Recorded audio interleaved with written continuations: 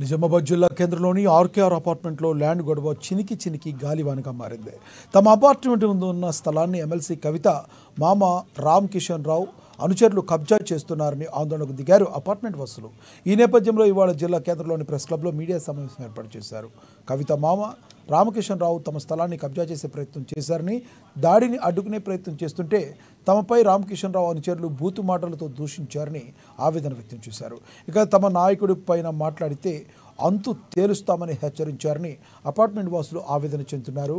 Land విషయంలో 4 నుండి 5 ఫీట్ల స్థలాన్ని వదిలేస్తామని, లేకుంటే డబ్బులు ఇస్తామని బేరసారాలకు దిగుతున్నారన్నారు.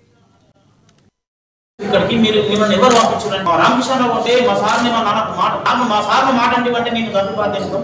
నీ సంగతి ఏంద్రా, నువ్వేనా అవుదా? నువ్వు మా సార్ ఉల్టా మాట్లాడేది, రోడ్డు కట్టం వచ్చేది నువ్వేనా అవుదా? నా మీద పేరు పెట్టి దూషిస్తూ బూతు మాటలు ఒక్క తీరి కాదు, బద్దు లేకుండా నా మీదకి వచ్చాడు. దౌర్జన్యంగా కలిసే ప్రయత్నం చేసి నేను 100 కాల్ డైల్ చేస్తే పోలీసు వాళ్ళు రాగానే అప్పుడు బ్యాక్ దూరం జరిగింది. మా అపార్ట్మెంట్ వాసులు కూడా రులి జరుగుతున్నట్టు అందరూ ఆ లేడీస్ అందరు కిందికి వచ్చి ఆపే ప్రయత్నం చేసి ఇప్పుడు ఆ లేడీస్ వచ్చినా కానీ ఆ పోలీసు వాళ్ళు రాగానే బ్యాక్ అయ్యింది. సో దాని విషయంలో కేసు కూడా పెట్టినాము.